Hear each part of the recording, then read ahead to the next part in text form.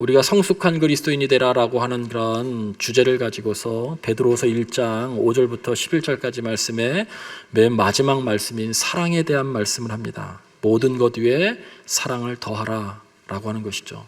자, 믿음으로 시작해서 사랑으로 완성되는 것, 그것이 믿음입니다. 믿음은 하나님의 자기 계시에 대한 인간의 책임적 반응이라고 얘기했죠. 하나님이 자기의 계시, 당신을 드러내셨다는 거예요. 당신을 드러내신 것이 바로 예수 그리스도시죠. 우리는 예수 그리스도를 통해서 하나님을 알게 되는 것입니다. 근데 예수님을 통해서 하나님을 가장 잘 드러낸 것이 뭐냐면 십자가예요. 사랑이죠. 우리가 그것에 반응한다는 것은 결론적으로는 우리도 믿음 생활을 한다라고 하는 것이 결국 사랑하면서 산다라고 하는 것이에요. 자, 제가 여러분에게 시작하겠습니다. 뒤를 여러분이 받쳐주세요. 믿음의, 갑자기 해서 죄송해요. 자, 믿음의, 덕의, 지식의, 절제의, 인내의, 경건의, 형제의에 더하라, 이렇게 나와 있어요. 잘 외우셨어요. 이것은 이렇게 쌓아지는 것이라기보다는 그때그때의 상황 속에 우리들의 삶 속에 신앙이 표현되는 거예요. 제일 중요한 표현은 더하라라고 하는 거예요. 계속 공급하라는 거예요. 반대로 이것은 공급하지 않으면 죽게 된다는 거예요. 자가호흡하는 거예요. 그러니까 더하지 않으면 뭐가 죽냐면 맨 처음에 시작하는 믿음이 죽게 되는 거예요. 믿음은 결코 가만히 놔둬서는 여러분 성장하거나 성숙하지 않습니다. 이렇게 교회에서 하는 사역들의 기도회, 어떤 모임의 어떤 것들에 함께하고 나의 그 삶 가운데 말씀이 실현되면서 그것이 더해질 때, 그것이 내 스스로 할 수 있는 자가호흡이 될 때에 여러분 성장하고 성숙하는 거예요. 오늘 본문에서 특별히 8절, 9절, 10절, 11절, 11절까지 말씀 가운데 이것을 하는 사람과 하지 않는 사람들을 명확하게 구별하고 있어요. 8절, 9절 잘 보시면요, 오늘 성경에 이렇게 이런 것이 너희에게 있어 라고 나와 있죠. 이것은 그렇게 하는 사람들이, 더 하는 사람들, 이런 것이 너희에게 있는 사람들은 어떤 사람들이냐면 그 삶에 흡족함이 있다, 영적인 흡족함이 있다라고 오늘 성경에 말씀하고 있어요. 그런데 8절 9절에 이런 것들이 없는 사람에 대해서도 이야기하고 있죠. 두 가지 사람이 그의 신앙 가운데 열매를 맺지 못하는 거예요. 신앙의 열매가 아무것도 없는 거예요. 그것이 신앙의 인품이든 어떤 행위이든 간에 신앙의 열매가 없는 사람들이에요. 성경은 분명히 이렇게 말씀하고 있어요. 이런 것이 없는 사람들은 신앙의 열매가 없는 사람들이다. 그리고 9절에는 뭐라고 이야기하냐면 마치 맹인과 같이, 소경과 같이 앞에만 보는 사람들이라는 거예요. 멀리 보지 못하는 사람들이라는 거예요. 그러니까 앞에만 본다는 얘기는요, 이 신앙생활 하면서 세상의 화려함, 나의 출세, 복, 이런 것들에만 관심하지 영원한 하나님 나라의 가치, 이런 것들에 관심이 없다는 거예요. 이런 것들을 더하지 않으면, 믿음에 이런 것들을 더하지 않으면 그렇게 우리도 전락할 수 있다는 것을 명백하게 말씀하고 있어요. 그러면서 10절과 12절에 다시 한번 강조하죠. 더욱 힘써 너의 부르심과 택하심. 하나님이 우리를 부르시고 택하신 목적을 굳게 하라는 거예요. 근데 이 부르심과 택하심은 그냥 굳게 튼튼하게 되는 것이 아니라 이런 것을 더할 때 튼튼하게 된다는 거예요. 그리고 그렇게 나오죠. 이것을 어떻게 한즉 행한즉, 행하면 언제든지 실족하지 아니하리라. 믿음이 흔들리지 않는다는 거예요. 여러분, 이 성경이 쓰여질 때는 로마의 박해와 교회의 내적인 분열이 있었을 때예요. 믿음 생활하기가 참 쉽지 않았었을 때예요. 사도 베드로는 목적을 가지고 그것을 설명하고 있어요. 너희들 이렇게 어려울 때일수록 너의 믿음을 힘들다고 해서 가만히 내버려 두면 아무것도 이룰 수 없다. 힘들수록 오히려 공급하고 더하라는 거예요. 믿음이 움직일 수 있도록 정말 공급하고 애쓰고 힘쓰라는 거예요. 새벽 기도도 나와보고 어려우면 수요 찬양 예배도 나와보고 사순절 프로그램도 함께 해보고 나 스스로 경건 생활도 해보고 무엇인가 해야 되는데 어렵다고 해가지고 주저앉으면 아무것도 일어나지 않는, 오히려 퇴보할 수 있다고 분명히 성경은 말씀하고 있어요. 하나님께서 우리를 부르신 목적과 택하신 목적을 상실할 수도 있다고 분명히 성경은 말씀하죠. 그러면서 마지막 11절에 이와 같이 하면, 계속 지금 독려하고 있잖아요. 이와 같이 하면 영원한 하나님 나라에 들어감이 너희들이 넉넉하다. 하나님 나라를 경험하게 될 것이다 라고 말씀하고 있어요. 믿음의 덕을 덕의 지식을, 지식의 절제를, 절제의 인내를, 인내의 경건에 형제의 우애를, 형제의 우애의 사랑을 더하시기를 주님의 이름으로 간절히 축원을 드립니다. 계속 공급하셔야 되는 거예요. 묵상하면서. 근데 이 말씀과 똑같은 유사한 말씀이 골로새서 3장에도 나와요. 자, 우리 성경에 함께 볼까요? 12절, 13절, 14절까지의 말씀인데 우리 천천히 한번 읽어봅니다. 시작.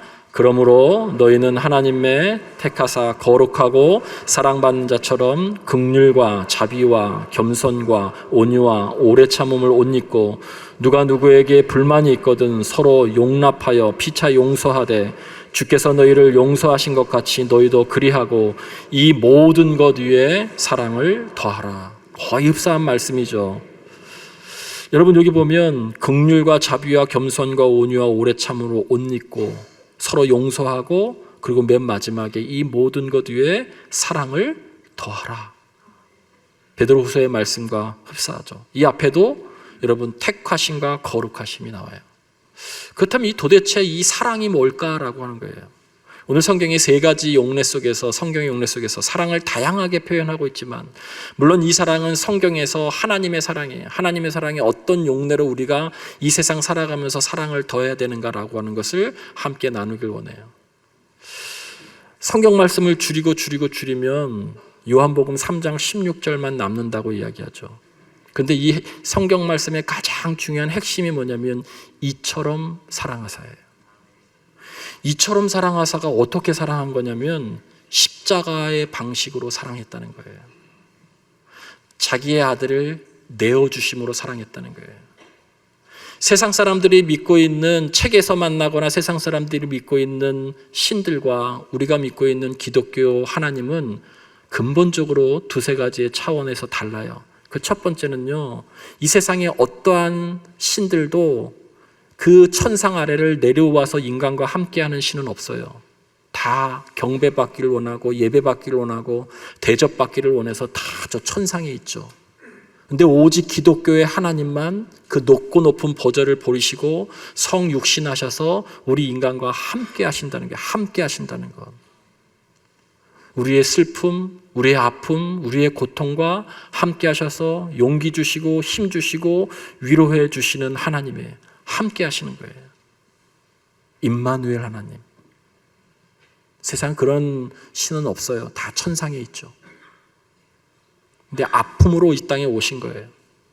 여러분, 그 하나님께서 이 땅에서만 함께 하시는 것이 아니라 요한계시록 21장 1절로 4절 장례식에 늘 제가 말씀드리는 거 보면 하나님의 장막이 그들과 함께 있고 하나님이 그들과 함께 계셔서 계속 함께 계시다고 말씀하고 있어요.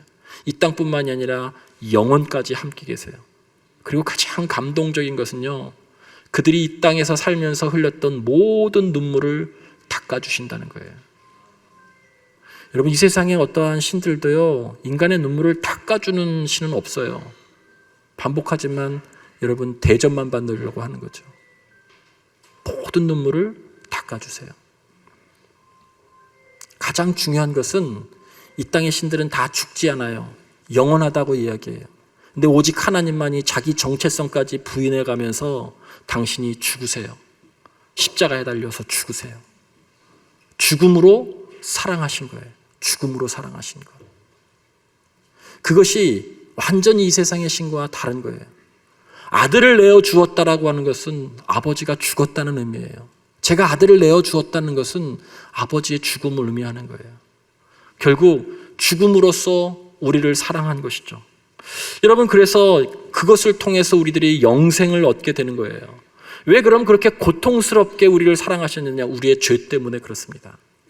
죄의 대가, 대속 때문에 그래요. 대속, 속량하시기 위해서. 여러분, 이것이 믿어져야 되는 거예요. 믿는 것이 아니에요. 믿으라 한다고 해서 믿어지는 것이 아니고요. 내가 어느 순간에 믿어지는 거예요. 믿어지는 것.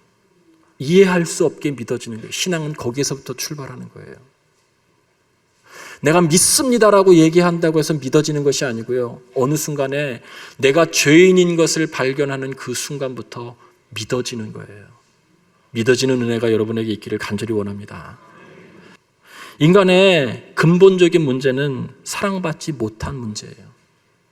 우리의 가장 사랑의 근원이신 아버지 하나님으로부터 사랑받지 못한 거기에서부터 모든 문제가 시작되고, 여러분 죄의 결과가 뭐냐면 그래서 결핍이에요. 결핍. 사랑받지 못한 결핍. 그것 때문에 인간관계가 깨지기 시작하는 것이죠. 성숙한 그리스도인들에게 사랑을 더하라라고 이렇게 하나님께서 말씀으로 명령하신 것은 이처럼 사랑하사, 그런 사람이 있다 할지라도 십자가의 사랑으로 사랑하라는 거예요. 고통스럽지만 그렇게 하라는 거예요. 근데 더 구체적으로 그런 그 십자가의 사랑이 뭐냐? 여러분, 그것은 덮는 사랑이에요. 베드로전서 4장 7절부터 8절까지 말씀에 이런 말씀이 있어요. 만물의 마지막이 가까웠으니 그러므로 너희는 정신을 차리고 근신하여 기도하라. 무엇보다도 뜨겁게 서로 사랑할지니 사랑은 허다한 죄를 덮느니라 라고 하는 거예요. 여러분, 이 덮는다는 표현은요, 국어적인 용례는요, 가리어 노출되지 않게 하는 것이라고 그렇게 표현되고 있어요. 가리어서 노출되지 않게 하는 것. 비슷한 단어는 품다라는 거예요. 오늘 우리들이 부른 찬송 가운데도 나요. 주님 우리를 품어달라고요. 이런 품는 것은 안는다는 의미도 있지만 국어사전적 용어에 보면 남에게 보이지 않도록 감추어 준다라고 할 때도 품는다는 뜻이에요. 시편 32편 1절 말씀에 허물의 사함을 받고 자신의 죄가 가리어진 자는 복이 있도다라고 말씀하고 있어요. 허물의 사하심을 받고 우리의 죄가 하나님 앞에 용서함 받을 뿐만이 아니라 그 죄가 상대방에게 가리워진 자체가, 드러나지 않은 자체가 복되다는 거예요. 여러분, 여러분의 속마음, 여러분이 보이지 않는 곳에서 행했었던 죄를 여러분의 자녀가 알게 되면 우리는 얼굴 들고 살 수 없을 거예요. 아니, 여러분, 제가 제 안에 있는 속마음, 여러분 보이지 않는 데에서 했던 행동들, 죄악들 여러분이 알게 되면 깜짝 놀라는 것이 아니라 아마 설교를 듣지 않을 거예요. 내려오라고 할 거예요. 그런데 가리워 주셨다는 거예요. 가리워 주셨다는 거. 저만 그래요? 모든 사람이 그래요. 가리워 주기 때문에 아내와 남편이 얼굴 보고 사는 거예요. 가렸기 때문에 자식들과 함께 지금 함께 사는 것이죠. 그게 어떻게 가능해요? 덮었기 때문에 가능하다는 거예요. 그러니까 여러분도 사랑을 더하라 그러면 덮어줘야 된다는 거예요. 여러분 잘 생각해 보세요. 덮는 행위는 아래에서 위로 덮을 수가 없어요. 위에서 아래로 덮는 거죠. 하늘에서 이 땅을 덮어주시는 거예요. 품이 큰 사람이 품이 작은 사람을 덮어주는 거예요. 인생에 경륜과 지혜가 있는 사람이 아직도 성장해서 뭘 모르는 사람을 덮어주는 거예요. 은혜 받은 사람이 은혜를 아직도 모르는 사람을 덮어주는 거예요. 십자가를 경험한 사람이 십자가의 사랑을 아직도 알지 못하는 사람을 덮어주는 거예요. 세상으로 이야기하면 합리적인 사람이 덜 합리적인 사람을 덮어주는 거예요. 이 덮는다는 의미가 여러분 십자가를 의미하고 있는 거예요. 출애굽기 25장 2절 말씀에 보면 여러분 하나님께서 예배하는 성막을 창조하시고 성소와 지성소를 구별하셨고 그 지성소 안에 하나님의 말씀이 담겨져 있는 법궤를 거기다가 두셨어요. 대제사장이 1년에 한 번씩 자신과 자신의 가족들과 이스라엘 백성들 전체의 죄를 하나님 앞에 고하고 사함을 받기 위해서 지성소 안으로 들어가서 하는 행위가 뭐냐면 여러분 그 희생제물을 잡은 그 희생제물의 피를 법궤의 뚜껑 하는 역할이 뭐예요? 덮는다는 거예요. 덮는다는 거. 그 위에 희생제물의 피가 상징하는 것은 죽음이에요. 죽음으로 덮는다는 거예요. 그 자리가 속죄소라고 하는 자리이고요. 그 자리가 시은자 하나님의 은혜가 임하는 자리라는 거예요. 어떤 곳에 죄사함이 있고 어떤 곳에 하나님의 은혜가 있어요? 덮어주는 곳에 있어요. 근데 피를 뿌리는 의미가 뭐예요? 죽음으로 덮어주는 의미예요. 왜 죽음으로 덮어요? 덮는 그 행위가 고통스럽기 때문에 그런 거예요. 여러분 성경이 오늘 본문에 말씀하잖아요. 오늘 주신 말씀 베드로 전서 4장 8절 말씀에 사랑은 허다한 죄를 덮느니라. 그 허다한 죄는 뭐예요? 무수한 죄, 많은 죄예요. 그 허다한 죄를 상대방이 나한테 행한 거예요. 상대방이 나에게 수없이 이해할 수 없는 행동을 했어요. 나에게 치욕을 주기도 해요. 내 감정을 상하게도 해요.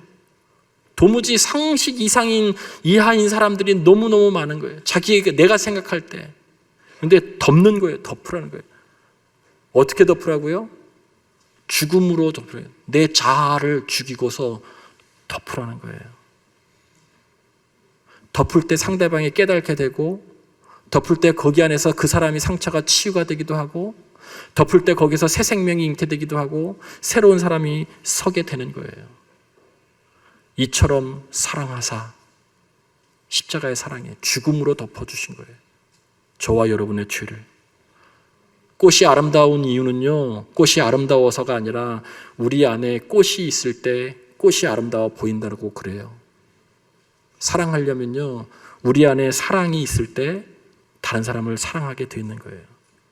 내 안에 사랑의 특성은, 특별히 십자가의 사랑의 특성은 내 안에만 머물지 않고 바깥으로 이동해서 결국 점점 경계를 넘어서서 다른 사람에게 나아가는 거예요. 그것이 이처럼 사랑하사예요.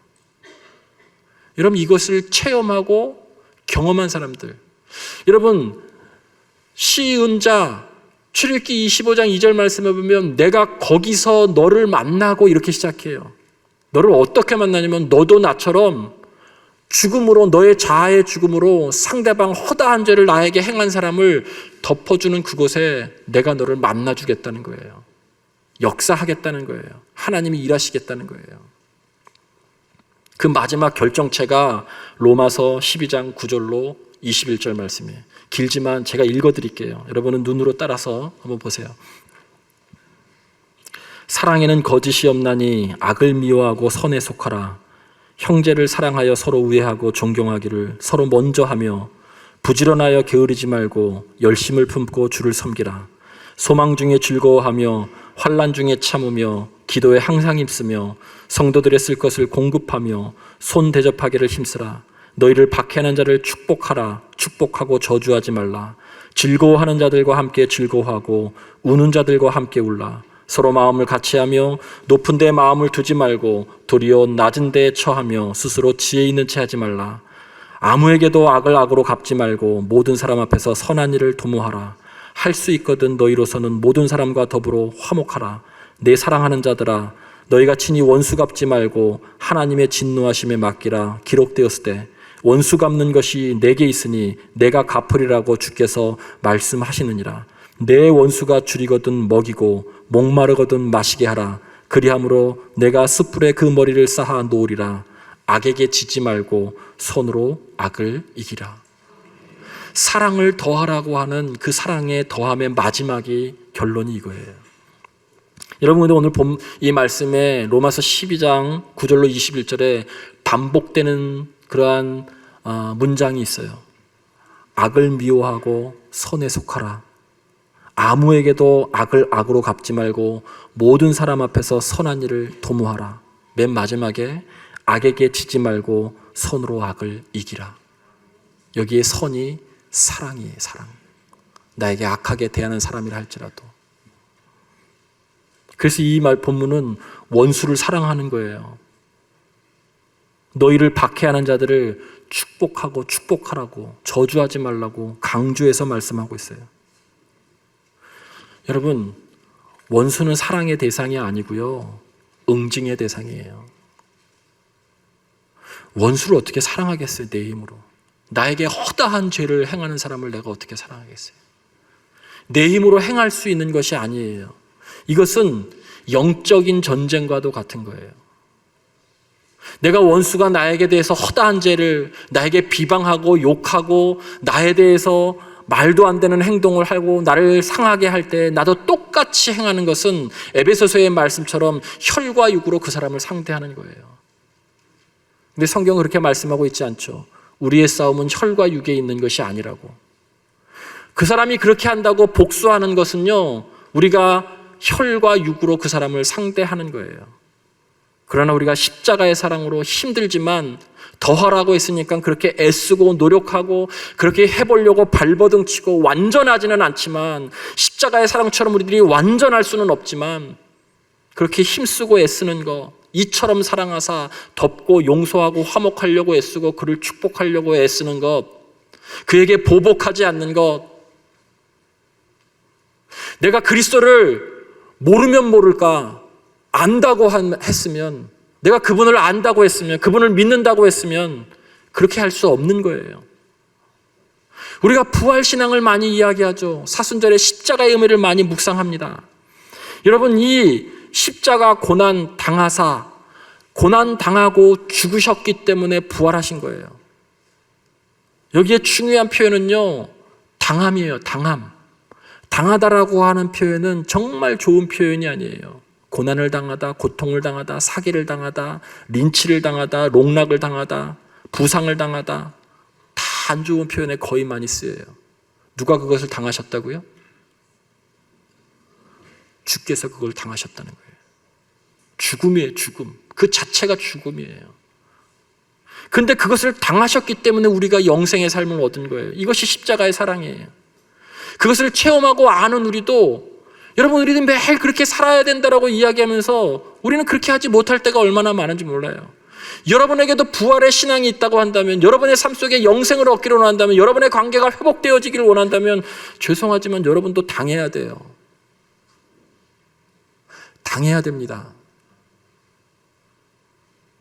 정말 아멘은 이럴 때 나와야 되는 거예요.